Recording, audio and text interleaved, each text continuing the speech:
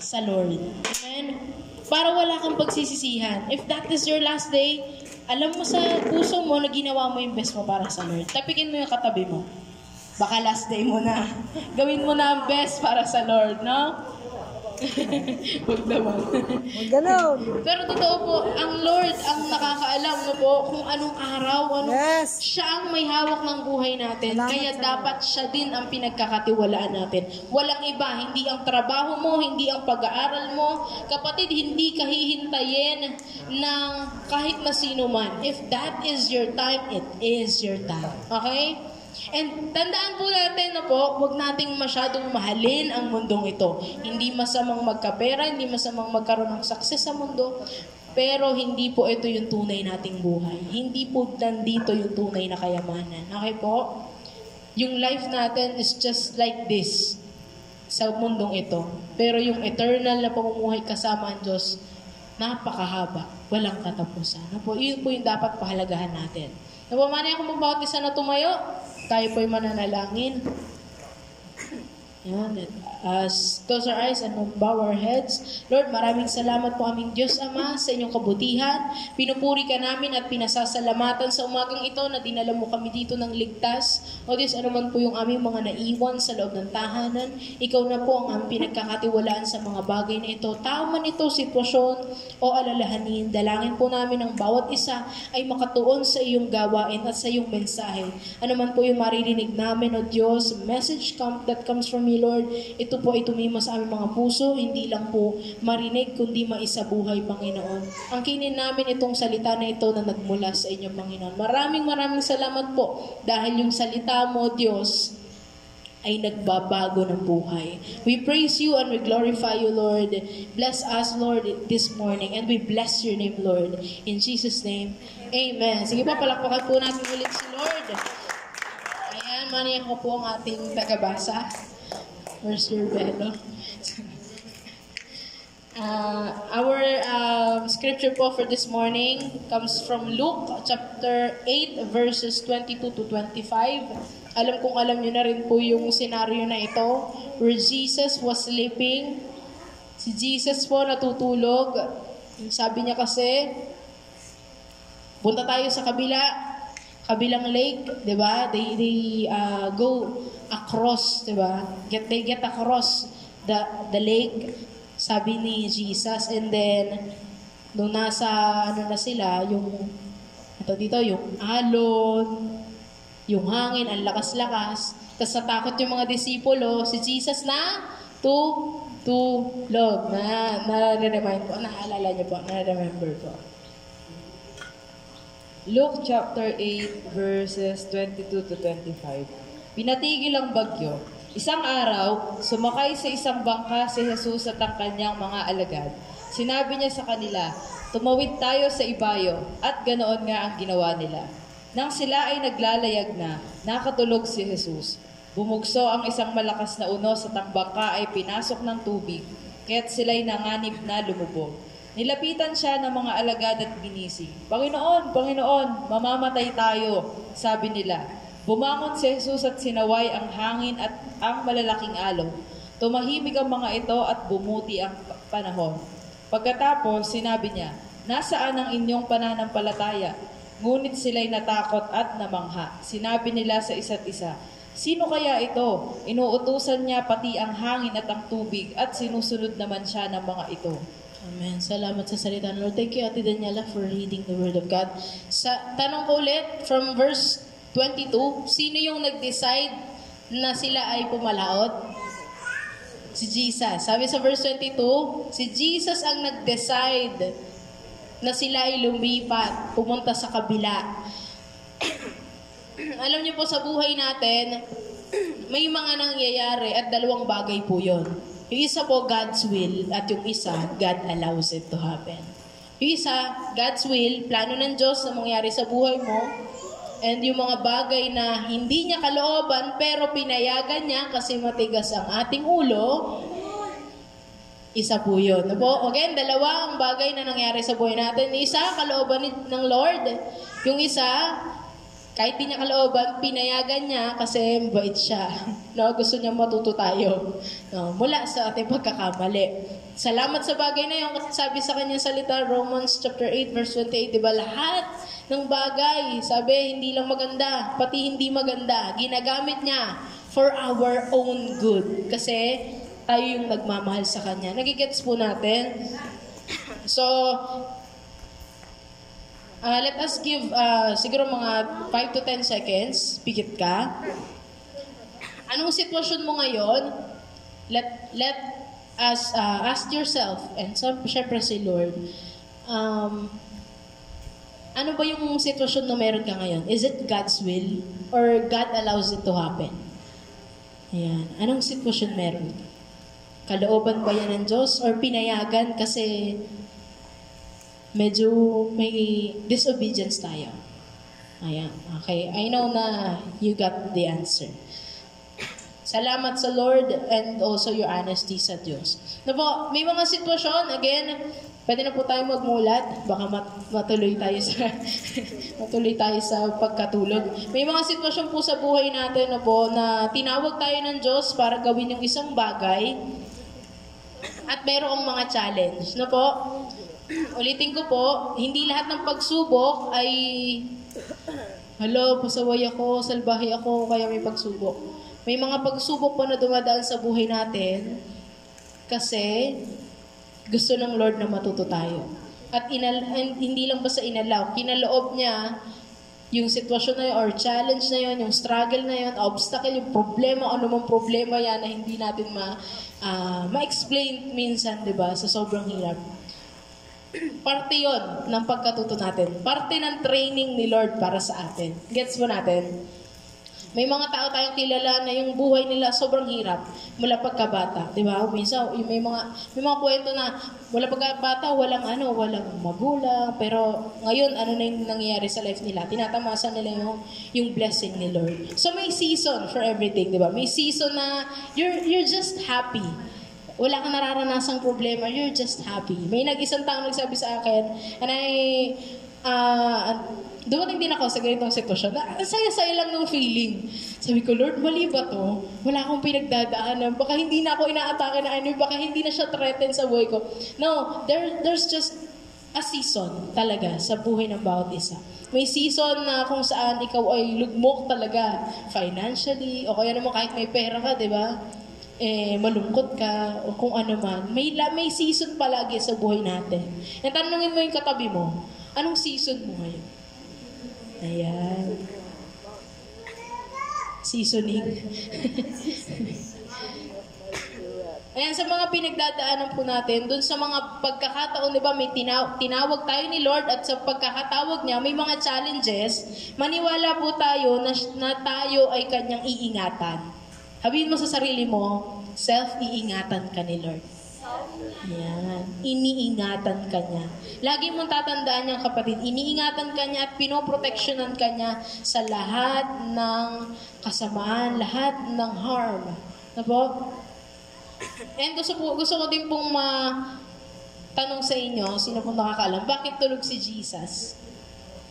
Sino po nakabasa nung chapter na yun, verse 8 or Book of Luke or yung sitwasyon na yun?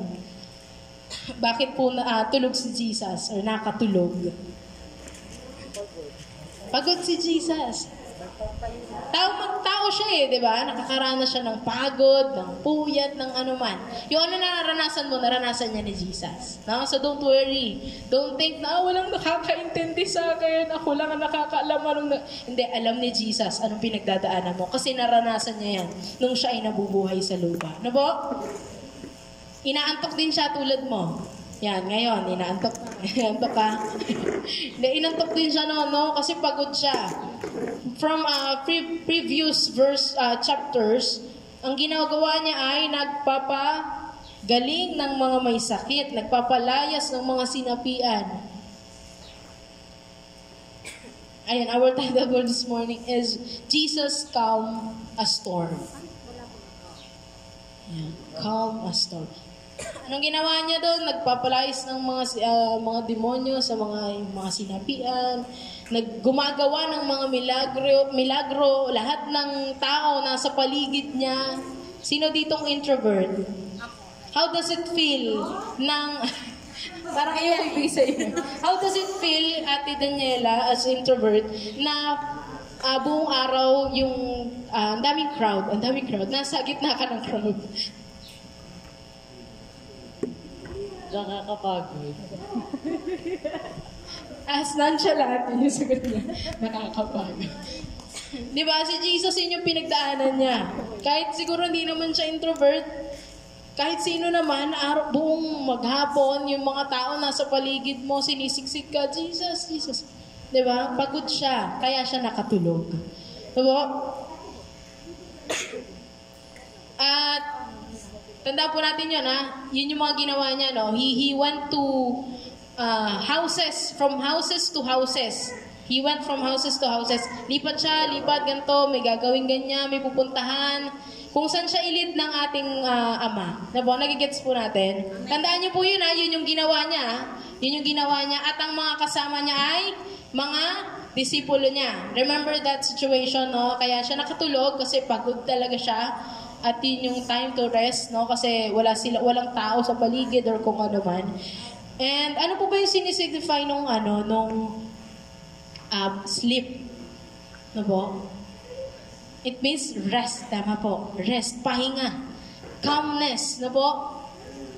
Relaxing. Sino dito yung mahilig mag-relax or gustong mag-relax?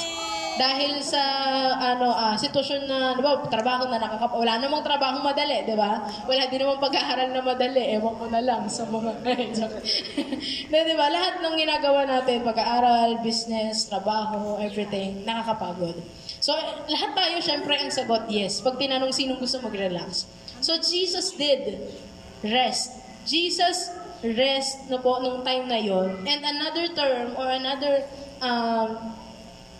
sign or symbol ng tulog ay yung pagtitiwala. Diba? Dun sa pagpapahinga ni Jesus, may tiwala siya sa tatay eh. Diba? My question is, sa mga sitwasyon na nakakapagod, nakakapagpahinga ka pa ba? Do you take time to rest, to sleep, or baka naman kulang na yung 24 hours sa'yo? Gusto mo nang humingi na, Lord, another 1 hour. Kasi ang hirap, hindi na kasya yung time. Hindi na kasya yung 24. Sa dami ng gagawin. I do not know how to find time to sleep, time to rest, time for my family. Hindi ko na alam saan isisingit yung dapat gawin. Ni yung paglilingkod ko sa iyo, Lord, wala. Di ko na alam paano siya sa dami ng ginagawa. My question again, nakakahanap ka pa ba ng time to rest? Pahinga. Yung ikaw lang, wala kang kausap, ikaw lang talaga sa isang lugar, isang kwarto, kung ano man. You sleep, o kaya naman kahit nakatulala ka lang, you just rest. Do you have time ng ganon? Tanongin mo ang katabi mo and answer that question. Meron pa ba? Meron pa ba? Meron? Wag yung sabihin sa akin you take rest kapag yung nasa bahay ka lang and then you scroll cellphones. Hindi po yun Hindi po rest yun. Napapagod yung utak natin. Gets? Napapagod na po. Yung rest is without doing nothing. That is rest na po. Just being there. Diba? Pinapakalma mo yung emotions mo, yung minds, yung thoughts na meron ka. Pinapaayos mo sa Lord, doing nothing. Yun po. Nung sinabi ni Jesus sa kanila, nasabi niya, ang liliit ng inyong pananampalataya, sabi. Bakit kaya sinabi ni Jesus yun? Bakit sinabi ni Jesus? Ang liliit ng umaalo na, kasagsagan ng pagsubok sa madaling salita. Diba? Bakit ang liliit ng pananampalataya nyo? Sabi ni Jesus. Diba? Pag binabasa nyo yung Bible, kunin nyo yung emosyon, ha? Huwag nyo pong babasahin lang na, maliliit ang inyong, hindi po, paggalit ang tono, galit ang tono, no? Sabi ni Jesus, bakit? Bakit maliliit yung faith nyo? Bakit hindi nyo lakihan yung paniniwala nyo sa Diyos? Bakit? Again, sila yung kasama ni Jesus. Listen to this. Sila yung kasama ni Jesus na gumawa ng milagro, bumuhay ng mga patay, magpagaling ng mga may sakit, magkwento, magturo ng mga parables, magpalayas ng mga demonyo. Sila ang kasama. Di ba, somehow, or sometimes in our lives, naranasan mo na yung goodness ni Lord eh. Alam mo nang mabuti siya. You know that He is your provider. Pero pag nasa isang sitwasyon ka, grabe ka pa rin mag-alala. And that is so sad. Bakit? Alam mo na ang Diyos provider eh. Alam mo na ang Diyos po proteksyonan ka eh. Pero pag may mga sitwasyon, hindi mo maalala yung ginawa niya sa'yo in the past. Yung mga na-witness mong goodness ni Lord, hindi mo na maalala. Bakit? Kasi maliit yung faith. Yun yung question ni Lord. Bakit? Diba? Ang liliit ng faith nyo. Kapatid, always have time to rest. Listen to this. Pag ikaw ay nahirapan, upo ka lang o higa ka, bitawan ang lahat ng ginagawa. Kung wala kang makitang goodness sa harapan mo, tingnan mo yung goodness ni Lord na nang ginawa niya sa iyo before. Palakpakan natin ng Diyos. Always remember that, kapatid. Kung wala kang makita, Lord, walang blessing dito. Try to look back. Ano yung ginawa ni Lord sa iyo? Ito ka dati, oh. Try to remember, ito ka dati. This was you, kapatid. And God made you as you now. Got it? Kung ano ka ngayon, dahil yun sa goodness ni Lord. Buhay ka, humihinga. May pinagdadaanan. But still, you have life. Diba? Meron ka ng mga blessing na tinatamasa from God. Again, kung wala kang makitang blessing sa harap mo ngayon, siguro dahil sa fear o kung ano mang bagay sa sitwasyon mo ngayon, dahil nasa season ka na duwadaan ka sa pagsubok, try to look back yung season na yung blessing ng Lord is overflowing. Nagigets po natin. Think about that.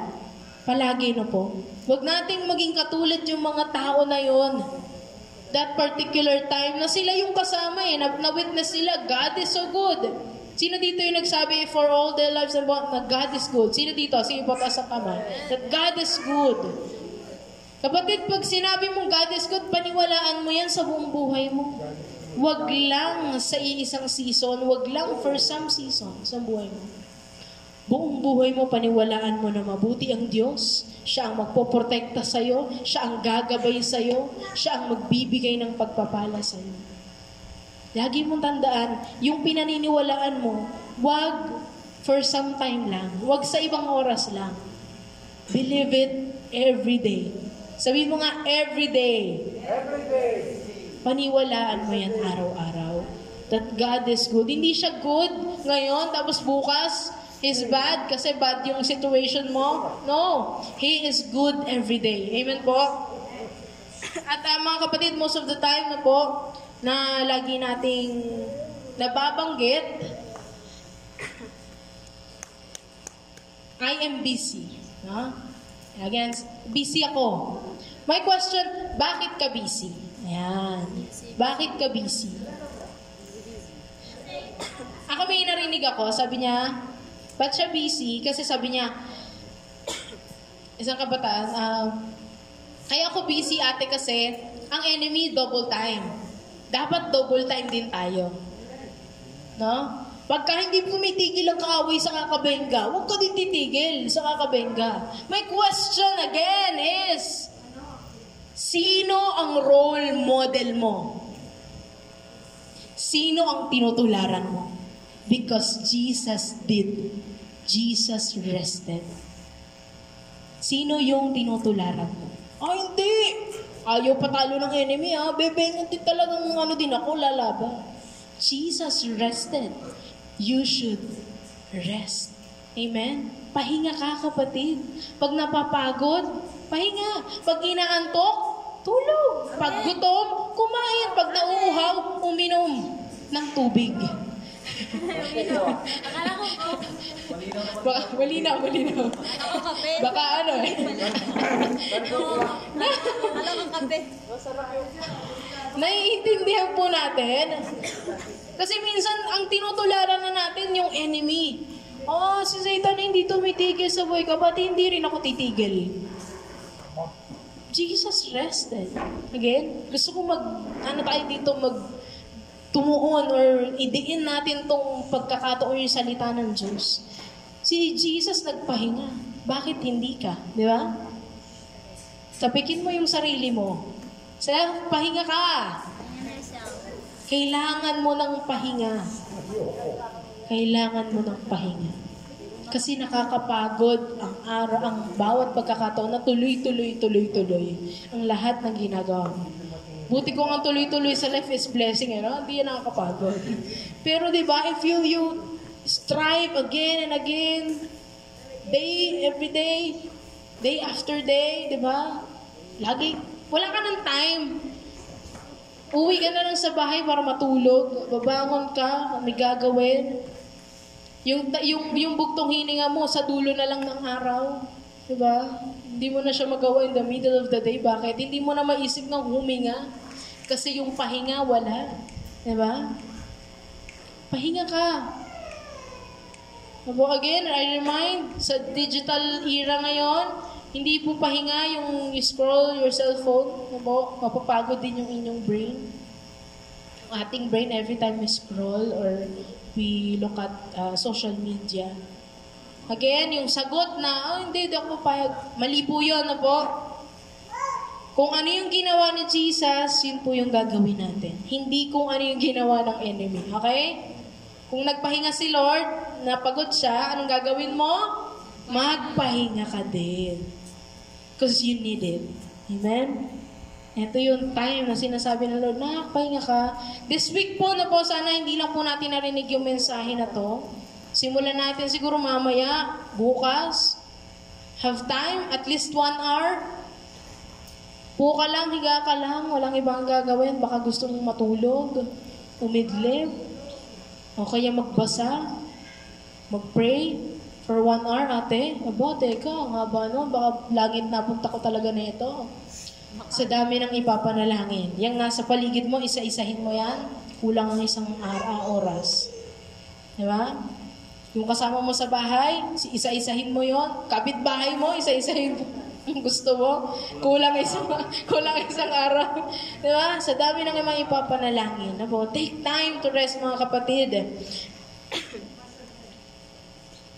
As we getting closer sa pagtatapos, we have 3, again, points na dapat nating tandaan. Sino pong may Bible? Dahil may alaga sa ate. Pabukas po ng inyong mga Bible as I say the verses para po andyan naman yung mga mic. Ayan, sabi, magpahinga. Kung napapagod, magpahinga. Kung naantok, matulog, umidlip, take a pause. Connect with God. Connect with God. Listen to His voice. Hindi po natin maririnig ang tinig niya kapag maraming noise. Sabi nga kanina dun sa first song, silence the noise in my mind, Lord. Patahimikin mo yan, Lord. Yung ano man yung gulo. Para yung tinig mo lang yung maririnig ko. Learn to be calm. Matutunan nating maging kalmado sa gitna ng bagyo. Amen. Diba? Tulad ng ginawa ni Jesus. Bakit? These are the 3 reasons why. Una po, pakibasa from 2 Corinthians chapter 4, verses 17 to 18. These are the reasons why we should learn na maging kalmado sa gitna ng storm. 2 Corinthians chapter 4 verse 17 to 18. Ang bahagya at panandali ang kabighatiang dinaranas namin ngayon ay magbubunga ng kagalakang walang hanggan at walang katulad. Kaya't ang paningin namin ay nakatuon sa mga bagay na di nakikita at hindi sa mga bagay na nakikita, sapagkat panandalian lamang ang mga bagay na nakikita, ngunit walang hanggan ang mga bagay na di nakikita. Yun. Ano sabi? Ano yung unang reason? Bakit kailangan natin matutunan o dapat nating matutunang magpahinga o maging kalmado sa gitna ng pagsubok o bagyo? Anong una? Anong sabi? It will stop. Ang pagsubok, kapatid, hindi forever. Diba? Yung pagsubok na pinagdadaanan mo ngayon, may hangganan yan. Walang ibang may forever kundi sa Lord lang. Okay po? Yung pinagdadaanan mo, it will stop. Believe it, kapatid. Parang feeling mo, wala nang katapusan itong pagsubok na to, sunod-sunod. It will stop. There will be a season na kung saan you're just happy and you're receiving the blessing. Diba? Mararanasan mo rin yung season na yun. Basta lagi ka lang sa Lord. Okay? O kaya ito kayong problema mo na parang di na matatapos, nakakainis yung sarili mo. Di ba, may time sa ganon, hindi ka galit sa ibang tao, galit ka saan? Sa sarili mo. Naiinis ka sa sarili mo. That will stop. Ako? Yung problem na yan, yung situation na yan, it will stop. Ano sabi doon? Ano yung dapat nating matutunan? Ano yung reason? Ano yung unang reason? Bakit kailangan nating matutunan ang pagiging kalmado sa gitna ng pagsubok? It will stop. No? Tapikin mo again yung sarili mo. Titigil din yun. Diba? Titigil din yun. Stop din yung pagsubok and all. Pangalawa na reason, Philippians chapter 2 verse 13.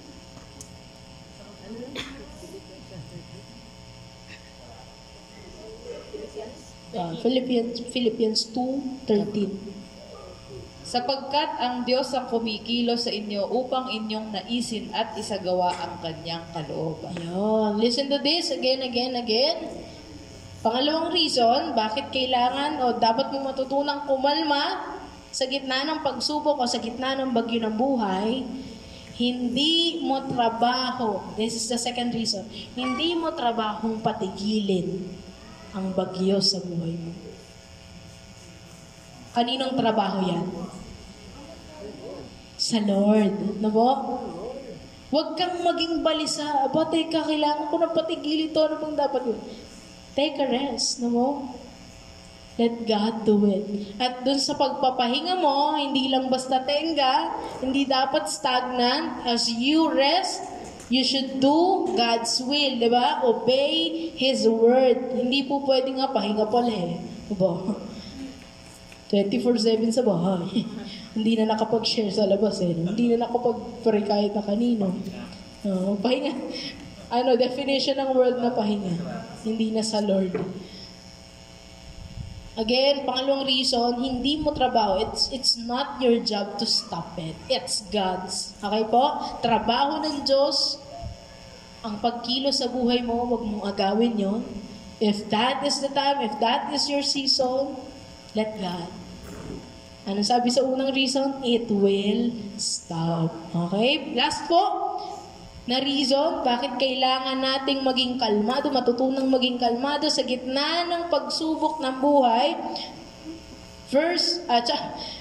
Book of Isaiah, chapter 41, verse 10. Memory verse.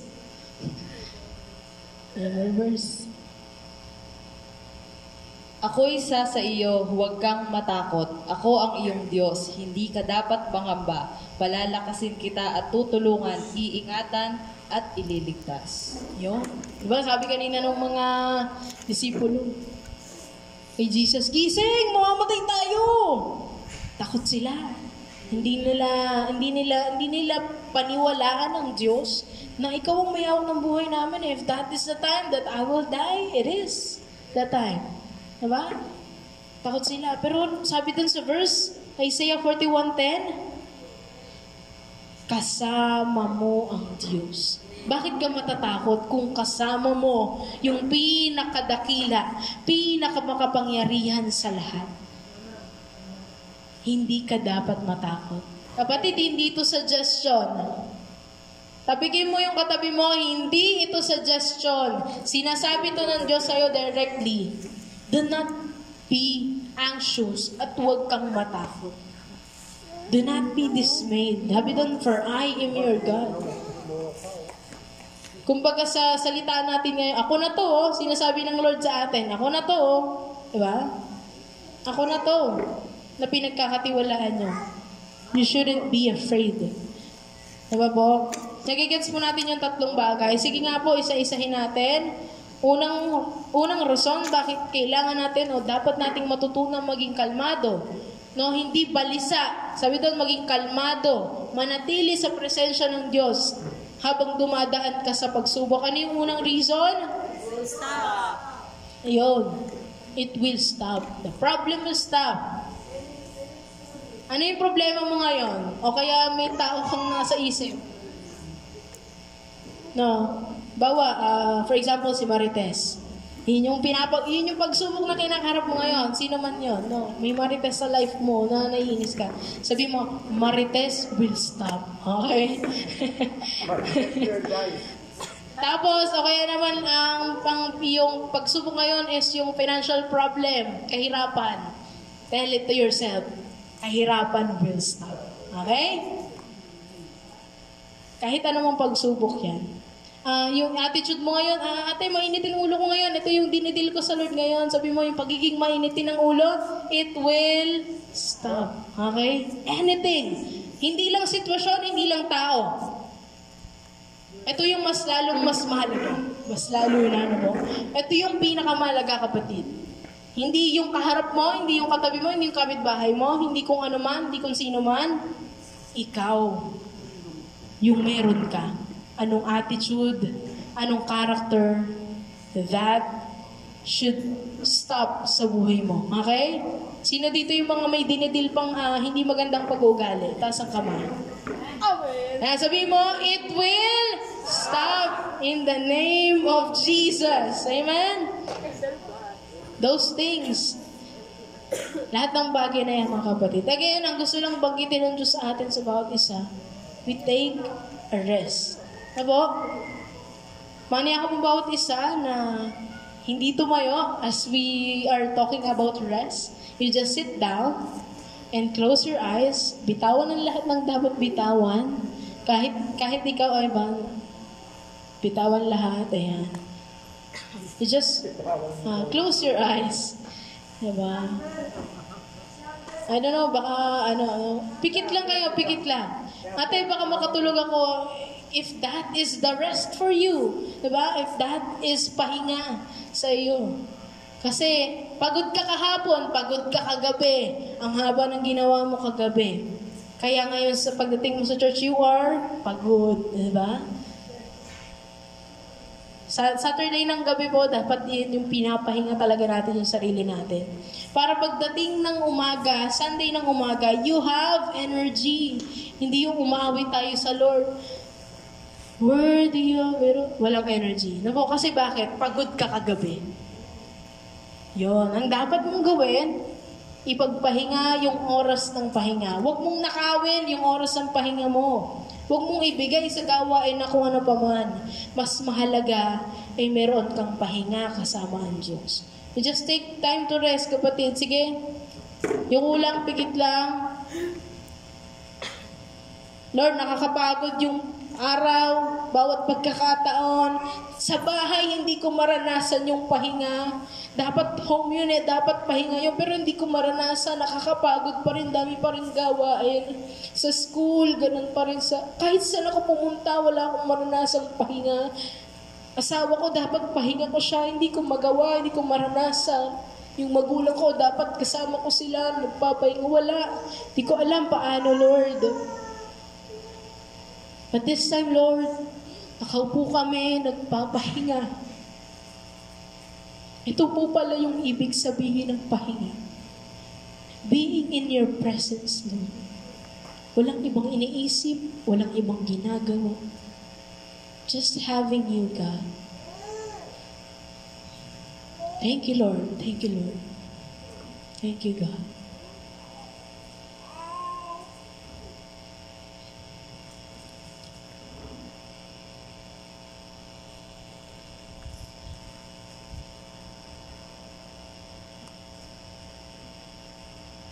Kantahin natin yung song kahit walang tugtog. Kanta. All I need is you, Lord. Is you, Lord. All